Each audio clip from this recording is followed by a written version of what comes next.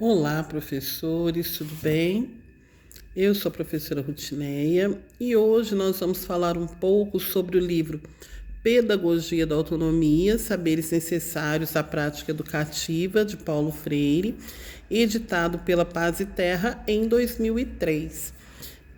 Paulo Freire é uma figura controversa. Controversa por quê? Porque vivemos hoje um tempo de muita polaridade política, de radicalismos, mas é um autor clássico. Por quê? Porque marcou época aí na história da educação brasileira, sua obra teve impacto para uma pedagogia progressista.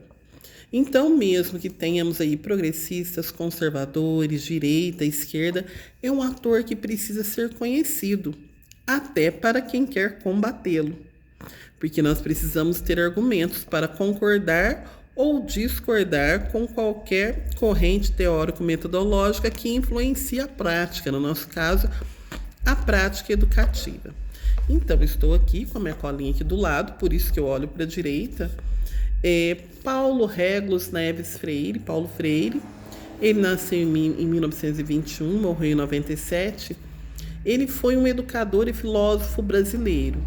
Ele é considerado um dos pensadores mais notáveis da pedagogia mundial. Então, em outros países se estuda Paulo Freire, porque ele foi o influenciador da criação de um movimento que se chamou de pedagogia crítica. É considerado patrono da educação brasileira, ou seja, muito importante ali na segunda metade do século XX. E sua didática fundamentava-se na crença de que o educando assimilaria o objeto de estudo, fazendo uso de uma prática dialética com a realidade, em contraposição a ela, àquele que ele denominaria educação bancária, tecnicista, alienante, ou seja, ao modelo de educação que ele, Paulo Freire, encontra na sua prática. Vamos pensar que se ele nasceu em 21, o auge da sua atuação foi ali na década de 1960, claro que ele não parou, né? Tanto que ele tem informações aí, suas ações, até praticamente perto de sua morte em 97.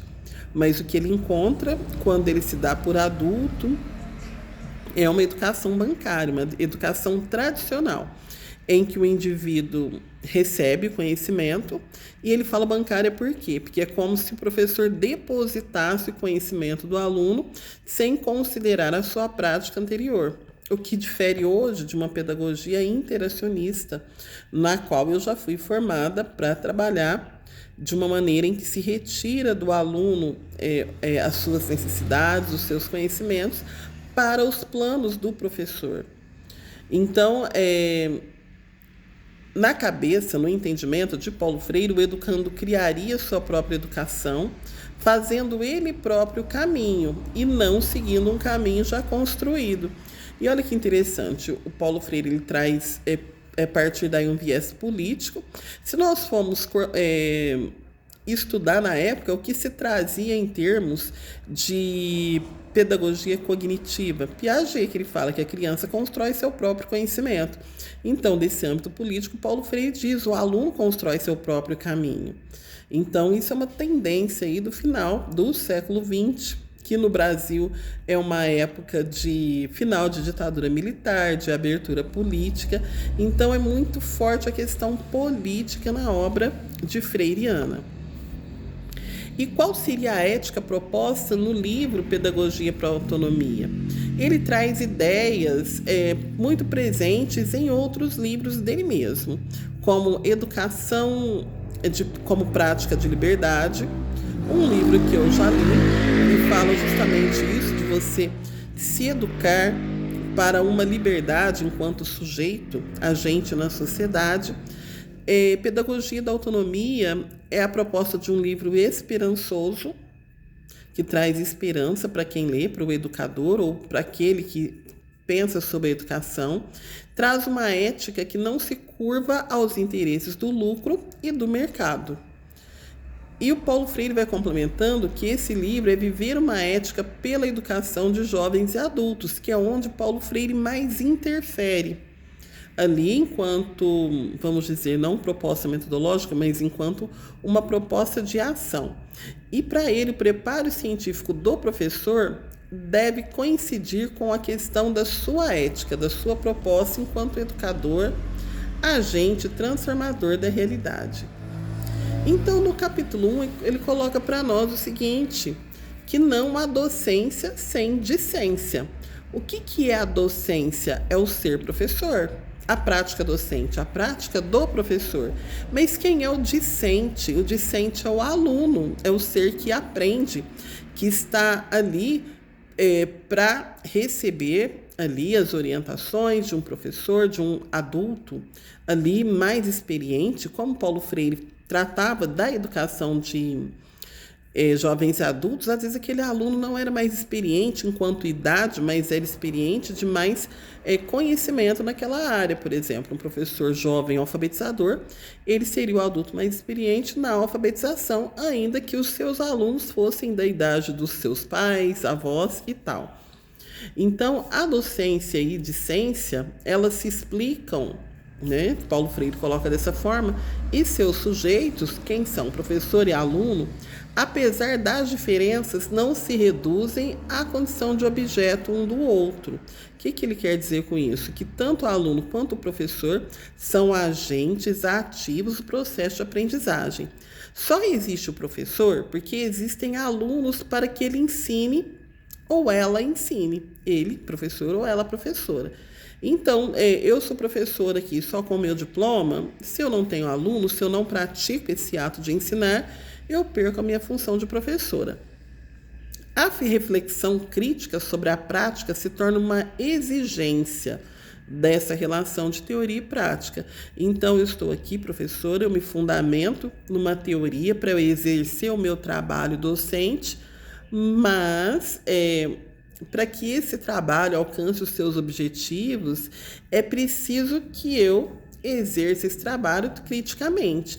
Então, o que o Paulo Freire resume a partir disso, né? Que quando vivemos a autenticidade exigida pela prática de ensinar, ou seja, né, o real objetivo na pureza ali dessa prática de ensinar e aprender, participamos de uma experiência total, ou seja, não de uma experiência fragmentada, uma experiência diretiva, política, ideológica, gnosiológica, no sentido de construção de conhecimento, pedagógica, estética, né, e ética, no sentido de se buscar o bem comum. E ele fala aqui nesse capítulo que ensinar exige uma rigorosidade metódica. Ou seja, o ato de ensinar não se encerra no tratamento do objeto ou conteúdo. Ele se alonga nas condições em que aprender é criticamente possível. Então, por isso que ele é o pai da pedagogia crítica, porque a todo momento ele coloca o ato de aprender, o ato de ensinar, como um ato político que deve ser desenvolvido criticamente. Então, para ele, a tarefa primordial do professor é trabalhar com os educandos a rigorosidade metódica, ou seja, você tem que seguir um método, né, com que devem se aproximar dos objetos cognoscíveis. O que são os objetos cognoscíveis? Aquilo que se aprende, os objetos de estudo. E para isso é necessário ter condições em que aprender é criticamente possível. Não é? Então, se ele estava num contexto de ditadura, ele parte de uma educação reflexiva, não de uma educação tecnicista, ou seja, de perguntas, respostas, de pouca reflexão. Então, aí, a pressuposição pelos educandos de que o educador já teve ou continua tendo a experiência da produção de certos saberes que não podem ser simplesmente transferidos. Olha a analogia com o construtivismo. O educador, ele não transmite, mas ele propõe, ele troca. O aluno, ele não só recebe, mas ele ali apreende conhecimentos. Ele constrói seu conhecimento junto ali à orientação desse adulto que é o professor. Nesse ponto, ele coloca para nós que ensinar em si exige pesquisa. Ou seja, se o aluno vai construir seu caminho, mesmo que eu parta de um livro, de uma apostila, de um projeto, esse ensino ele não está pronto. Então não há ensino sem pesquisa e pesquisa sem ensino. Porque o ensino sem pesquisa, ele é técnico, ele não é construção do aluno nem do professor. Né? Eu simplesmente pegar aquilo que já está pronto e transmitir. E pesquisa sem ensino, porque você pesquisa para propagar aquele conhecimento que você pesquisou. Então, não tem ensino sem pesquisa. Então, o que é a constatação dele? Pesquisa, constatação, intervenção, educação e autoeducação. É o que ele chama de ciclo gnoseológico. A pesquisa, busquei o conhecimento, constatei. Enquanto professor, eu fiz a intervenção na aprendizagem. Enquanto aluno, eu interagi com a intervenção do meu professor. Aí se estabelece um processo de educação, né, que envolve esse professor e esse aluno, e a autoeducação, quando aquele aluno já tem condições ali de buscar elementos para a sua prática educativa. Então, pensar do ponto de vista do professor, o que é? Implica o respeito ao senso comum no processo de sua necessária superação. Ou seja, o professor ele precisa entender que existe um senso comum, sim.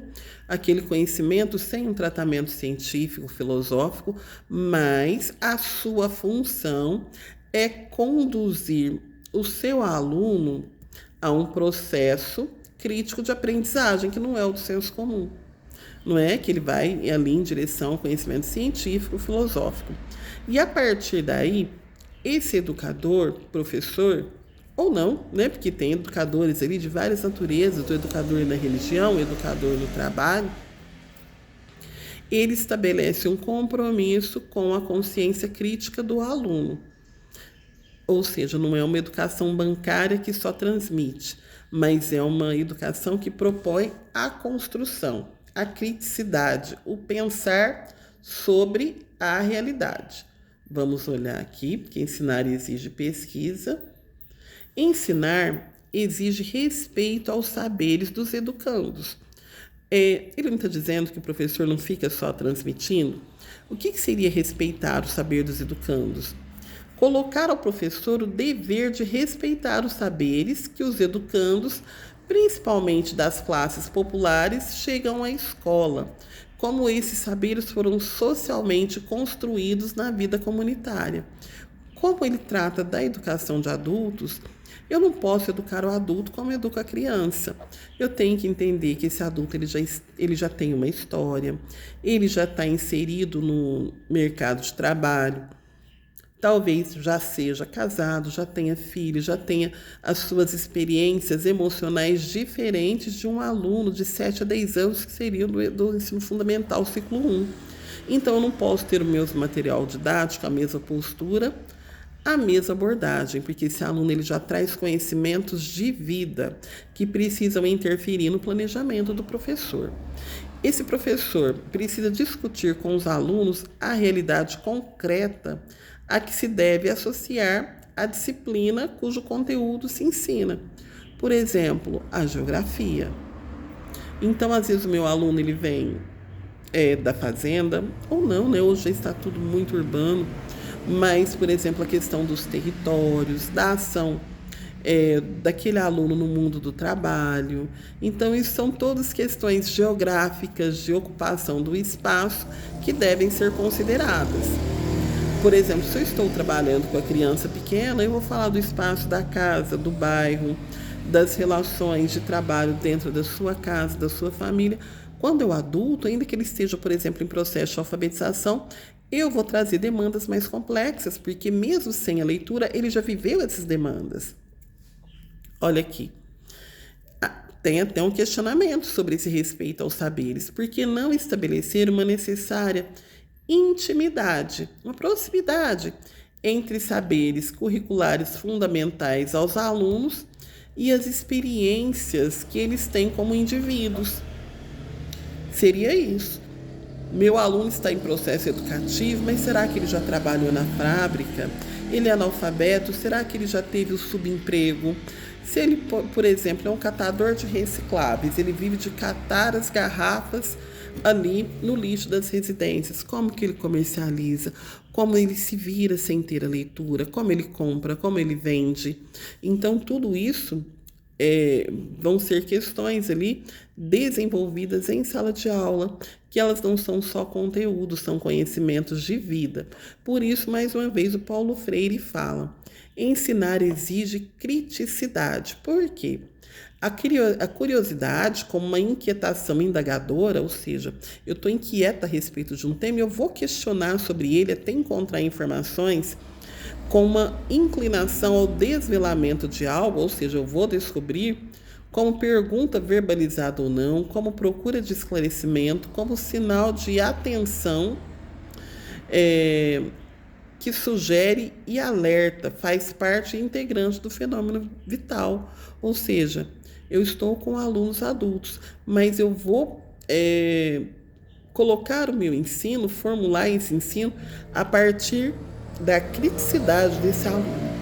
E essa curiosidade é o que pode fazer com que possamos nos defender de irracionalismos decorrentes ou produzidos por certo excesso de racionalidade do nosso tempo altamente tecnologizado. E olha que o Paulo Freire nem foi da geração do celular. Ou seja, num tempo em que tudo vem pronto, é necessário sempre instigar o nosso aluno ao questionamento e à curiosidade, porque senão isso será mutilado ali na sua vivência de aluno e de ser humano, de trabalhador, de pessoa que interfere na sociedade. Ok? Numa próxima aula, nós vamos conversar um pouco mais sobre essa questão da pedagogia e da autonomia do Paulo Freire, que nós estamos nem na metade do livro.